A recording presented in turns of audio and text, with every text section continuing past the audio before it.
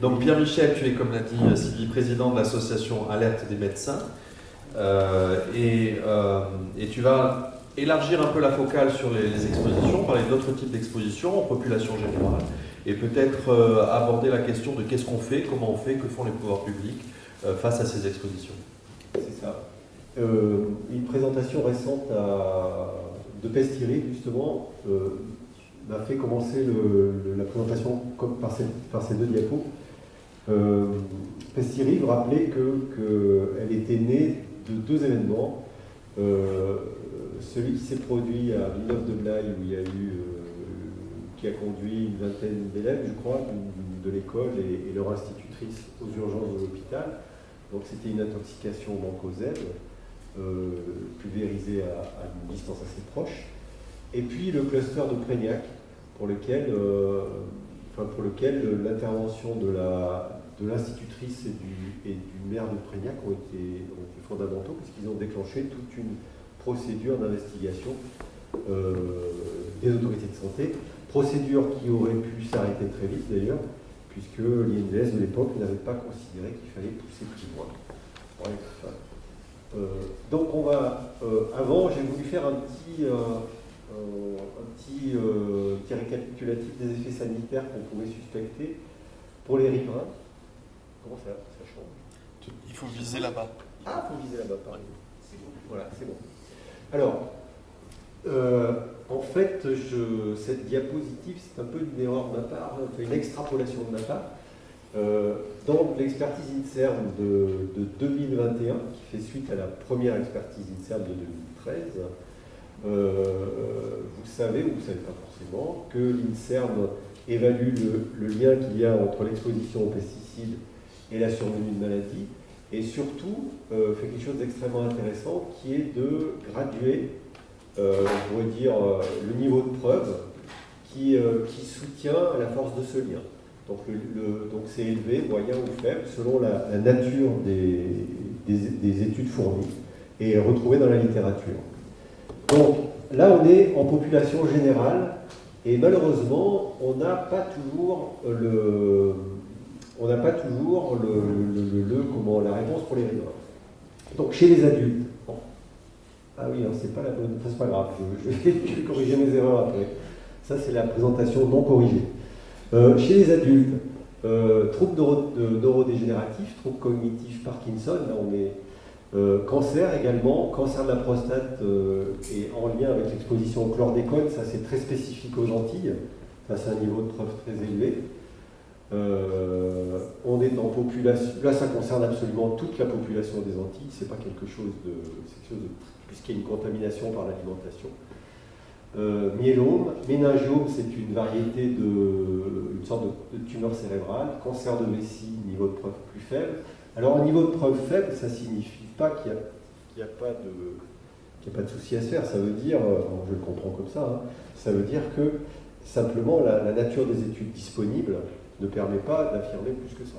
On n'a pas ou alors il y a des discordances entre plusieurs études, ou bien il n'y a pas de méta-analyse, c'est ça que ça veut dire. En tout cas, ce sont des signaux. Et ce que je trouve assez...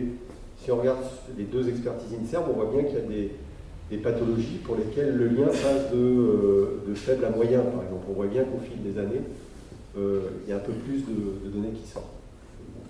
Chez les enfants, donc chez les enfants, c'est ce qui manque sur la diapo, c'est que ces expositions se situent essentiellement pendant la grossesse, donc pendant l'exposition de leur mère. Donc on a des liens avec les malformations congénitales, on a des liens avec les troubles du neurodéveloppement,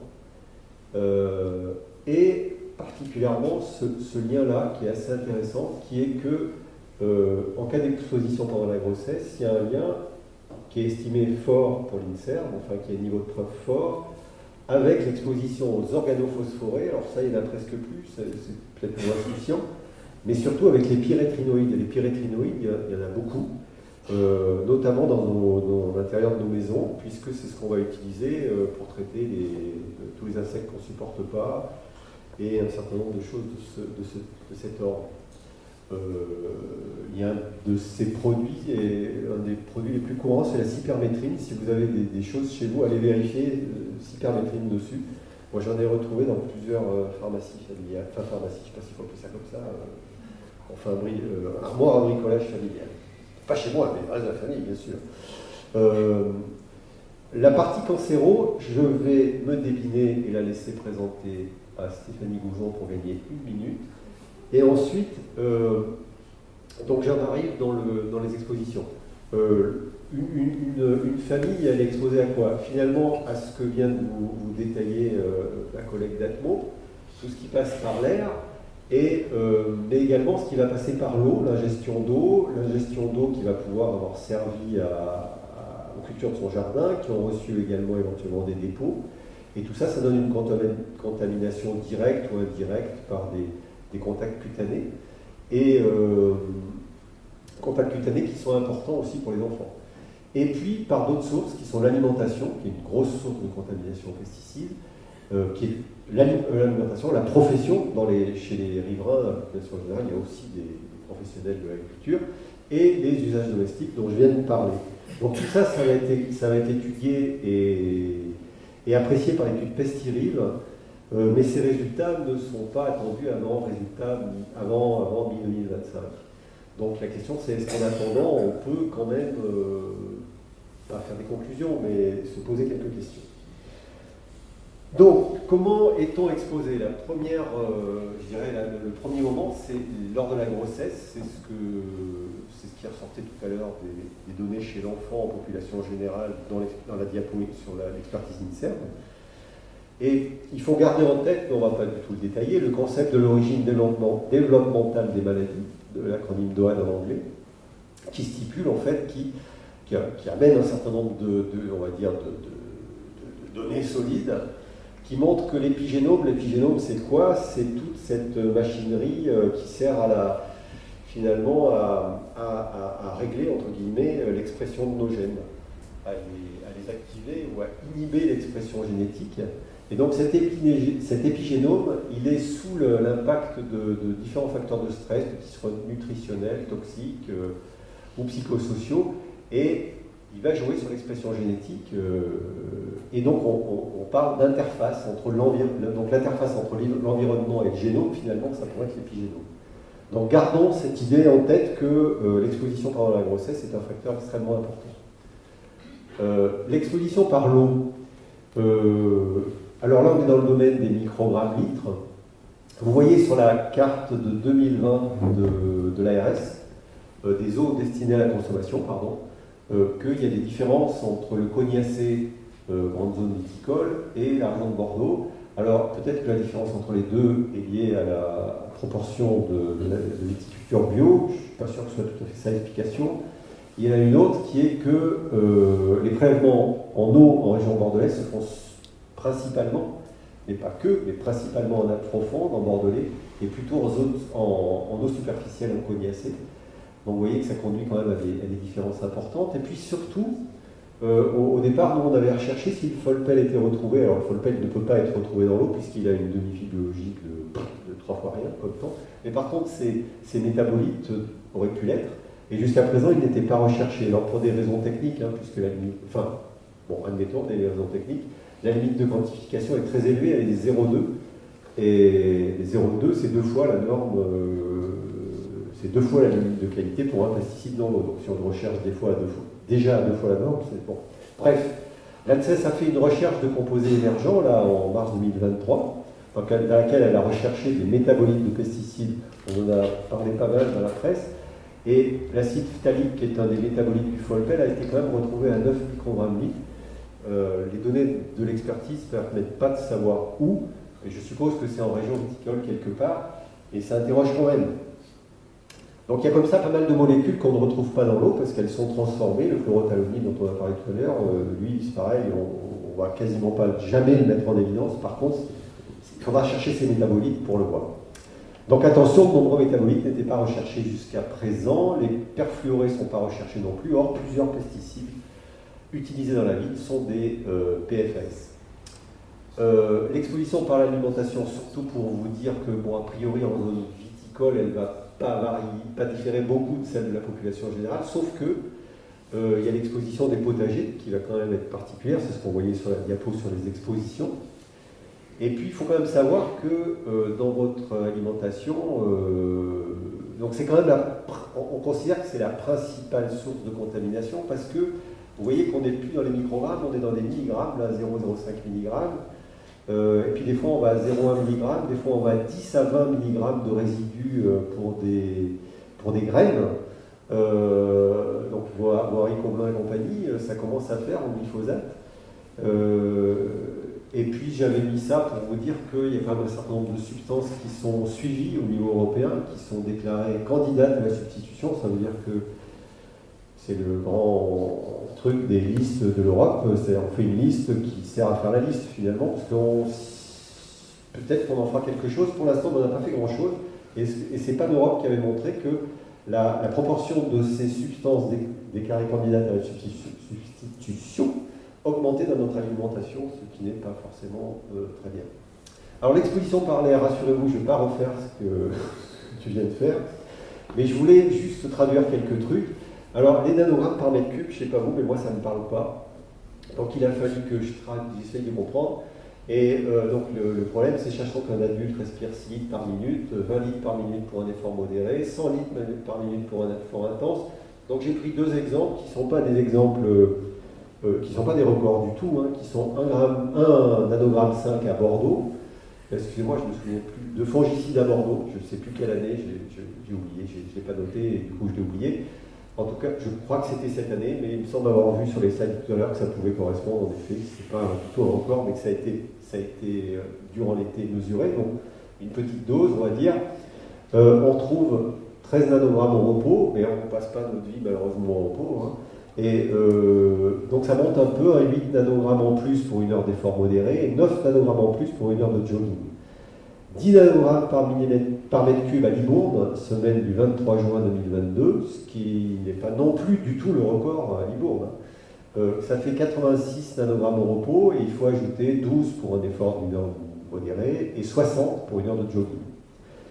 Et je vous ai donné à titre, comme ça, de comparaison, nos hormones agissent dans le domaine du nanogramme. La plage d'action des estrogènes, c'est de 13 à 300 nanogrammes. Donc on est dans ce genre de dose, donc c'est pas forcément, ça n'est pas du tout à négliger. Voilà. Et je voulais juste faire deux petites remarques physiologiques, c'est que les toxiques inhalés, ils sont distribués dans notre système circulatoire sans passer par le foie. Donc il n'y a pas de mise en contact avec les enzymes de détoxification. Ensuite, donc ça c'est important. Et ensuite, ils passent dans la circulation cérébrale, et là aussi, ils sont en contact avec le cerveau. La barrière hémato-encéphalique est malheureusement beaucoup plus perméable chez l'enfant.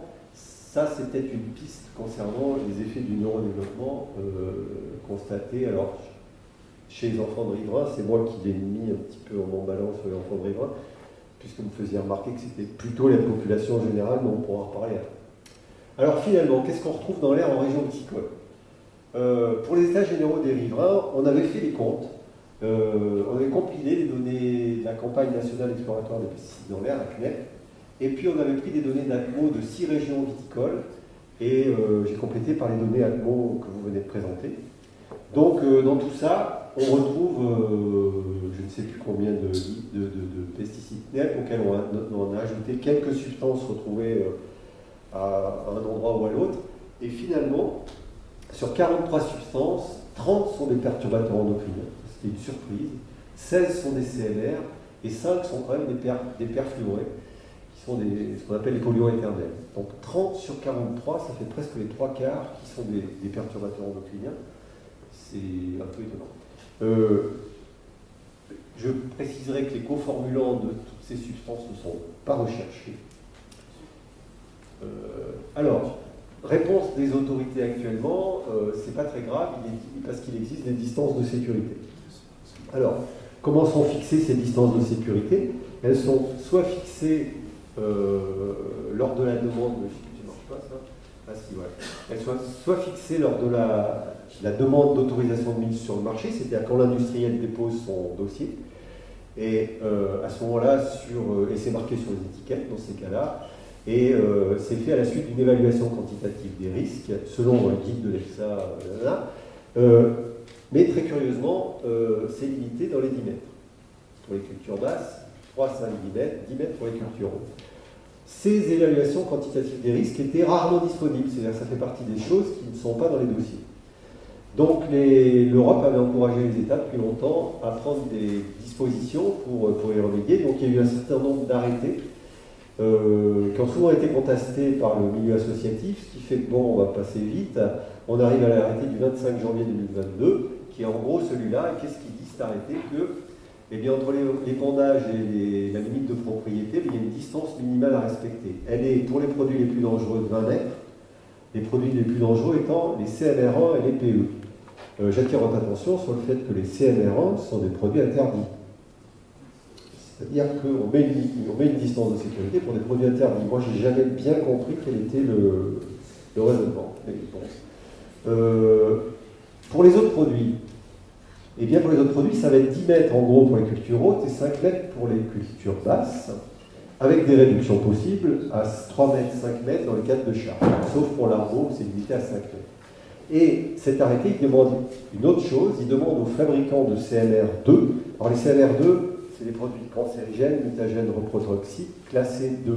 Classé 1, c'est cancérigène certain, 1A, 1B, c'est probable, et 2, ce sont des cancérigènes suspectés. Les cancérigènes suspectés sont autorisés à la mise sur le marché. Donc quand un produit est classé 2, il faut que le fabricant fasse une évaluation des risques avant le 1er octobre, sinon on va lui imposer 10 mètres incompressibles, c'est quand même une sanction lourde. Donc, en quoi consiste cette évaluation quantitative des risques? Grosso modo, on évalue l'exposition sur un modèle, voilà, et on le compare à ce qu'on appelle l'AOL, qui est le niveau acceptable d'exposition de l'opérateur. Et si l'exposition dépasse est en dessous de l'AOL, bon, ben, le risque est considéré comme acceptable. Si l'exposition dépasse l'AOL, le risque est inacceptable. Jusque-là, c'est facile à comprendre. Mais il y a quelques failles quand même, et ça, c'est un boulot de génération future. Ben, ça ne concerne pas tous les produits, en particulier les substances enrobées, il y en a pas mal, qui peuvent être énormément sujettes à la volatilisation ou à l'érosion éolienne, dont on parlait tout à l'heure. Celles-là ne sont pas concernées. La possibilité d'inhaler des poussières contaminées n'est pas prise en compte, ça aussi c'est un peu étonnant.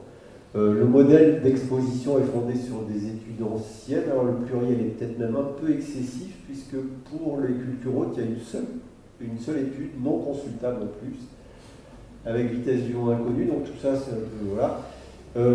Les expositions pour les enfants, on considère qu'ils sont toujours au repos. Je vous ai dit qu'il y avait des variations énormes en fonction de votre effort, c'est un peu difficile à comprendre.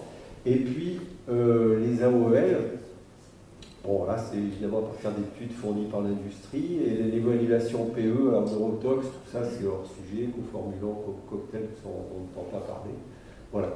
Et puis enfin je fais remarquer que pour les génotoxiques, donc beaucoup de cancérigènes, et les PE, ben, il n'y a pas de seuil. Donc pour nous, cette histoire-là, c'est... Voilà. Donc l'EFSA, alors par contre, l'EFSA, elle est bonne, elle reconnaît ses failles, il n'y a aucun problème. Elle reconnaît ses failles depuis 2014, première consultation publique, mais elle ne les a pas encore intégrées dans ses nouvelles recommandations. C'est bon. Et elle renvoie la balle aux autorités sanitaires, gestionnaires des risques de chaque pays, qui, elles, appliquent avec zèle le règlement. En attendant qu'ils changent. Donc tout ça, ça peut durer très longtemps. Et pourtant, on a d'autres données.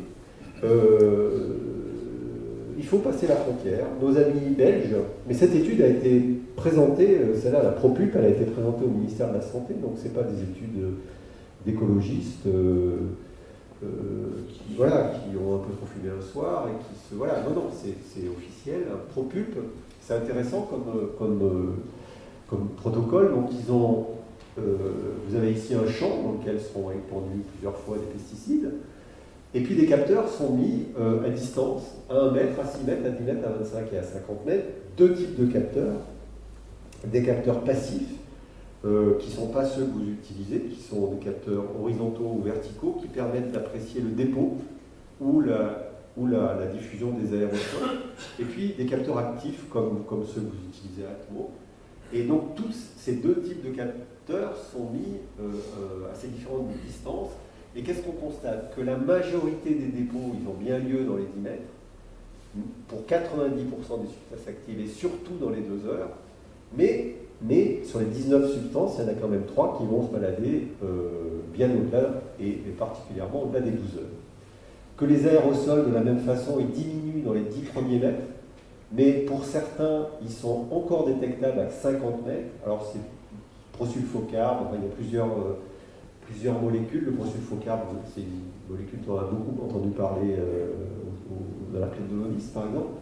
La pendiméthaline, on la rencontre pas un peu, vous l'avez signalé tout à l'heure. Et la pendiméthaline, moi j'y fais attention parce que c'est un perturbateur endocrinien de niveau 1. Donc c'est quand même un peu. Ça veut dire que ça, c'est le classement de l'EFSA, qui a été repris par base d'éduc de 2016. Donc ça veut dire que le niveau de preuve est un peu fort, quoi, quand même. Voilà. Alors, dépôt aérosol, l'essentiel se font dans les 10 mètres, mais bien entendu, il y a quand même des exceptions. Et les concentrations dans l'air, par contre, elles ne montrent pas de tendance nette à la diminution en fonction de la distance, ni en fonction du temps. Alors là, le temps maximum, c'était 48 heures. Donc dans les 2 heures, ils ont trouvé plusieurs substances actives, même à 50 mètres, de 1 à 30 nanogrammes par mètre cube. 50 mètres, 30 nanogrammes par mètre cube, ça commence à faire. Et à 48 heures, toujours à 50 mètres, le prosulfocarbe était à 40 nanogrammes, et un autre à 20, etc. Donc la pendiméthaline était à 7 à 25 mètres, et 1 nanogramme à 50 mètres. Voilà. Dans cette étude ProPulp, ils ont également fait des mesures dans, je ne sais plus si c'est 6 ou 7 écoles, et pour évaluer la même chose, et en fait on trouve des dépôts, des concentrations dans l'air qui sont exactement du même ordre de grandeur. Et ce qu'ils retrouvent, c'est que la contamination est majoritairement le fait de substances agricoles. Majoritairement, ça veut dire qu'il y a aussi d'autres substances, comme les pyréthrinoïdes que je citais tout à l'heure. Les pyréthrinoïdes, ils ont une double origine. Ça peut être notre usage domestique et l'usage agricole. Voilà, ça c'était ProPulp. L'autre étude dont je voulais vous parler, c'était une étude italienne. Là, ils ont tiré. Alors, elle s'intéresse au dépôt, pas aux concentrations dans l'air, sur les terrains de jeu. Et ils ont finalement coupé entre terrains de jeu situés à moins de 50 mètres de vignes ou d'arboriculture, ou à plus de 50 mètres. Alors, plus de 50 mètres, c'est une vaste zone, puisque ça va de 50 à 500 mètres dans l'étude. Bon, bref. Et ils ont prélevé des échantillons de plantes. Alors, les échantillons sont prélevés en mai, c'est-à-dire au début de la saison. On est juste au début, hein. On n'est pas en pleine bois. Et là, les pesticides sont détectés sur 62% des terrains de jeu à moins de 50 mètres. Bien sûr, moins à plus de 50 mètres, on n'y sont plus qu'à 30%, avec des concentrations significativement plus hautes à moins de 50 mètres, mais voilà. Et ces concentrations, elles sont de l'ordre des LNR maximales sur fruits et légumes. Évidemment, vous allez me dire, on ne va pas brouter l'herbe, mais ce n'était pas pour ça, c'était pour faire comprendre que ce n'est pas des concentrations négligeables. Et surtout, ils ont trouvé 12 pesticides différents et 11 sont des perturbateurs endocriniens, là aussi. Donc, il faut aussi prendre en compte que dans cette étude, l'exposition par contact, outre l'exposition par contact, les enfants présentent aussi une exposition par inhalation qui n'a pas été évaluée dans cette étude-là. J'avais mis... Pierre-Michel, il faudra vite conclure. Oui, mais je suis à la conclusion. L'exposition des populations diffère de celle de la population générale. Les cocktails sont variables selon qu'on a affaire à l'agriculture dominante ou environnement mixte, prédominance de PE, mais aussi de PR, alors même que les formulants ne sont pas recherchés. Le focus PE, je passe, j'en parlerai une autre fois. Et notre proposition, c'est de dire, finalement, c'est bloqué. Au niveau européen, ça ne bouge plus. Au niveau français, le ministère de la Santé perd tous ses arbitrages face au ministère de l'Agriculture. Est-ce qu'il n'y aurait pas moyen de se dire, mais là j'anticipe un peu sur la présentation sur Géocap, de dire, bon, est-ce que d'un revers de main, on peut évacuer le fait qu'il ne faut pas se préoccuper un peu de ce qui se passe pour les enfants? C'est-à-dire de se dire, est-ce qu'il ne faut pas Est-ce qu'on pourrait s'entendre entre viticulteurs, défenseurs, enfin médecins, machin, enfin de préoccuper, riverains, tout ce que vous voulez, population générale, moi j'ai pas de... pour se dire, en région viticole, peut-être on va diminuer l'exposition des enfants. Je sais bien que reculer les vignes des écoles ne va pas supprimer les expositions, je ne suis pas si naïf que ça quand même. Mais je me dis que ça aurait l'avantage de faire démarrer peut-être un processus de discussion entre nous, et dans lequel les agriculteurs ne seraient pas les fautifs, ni les... c'est pas du tout ça mon état d'esprit. Ils sont dans un système... Pardon, bref. Ah, mais si ça te reste bien, j'ai fini. Merci Pierre Michel.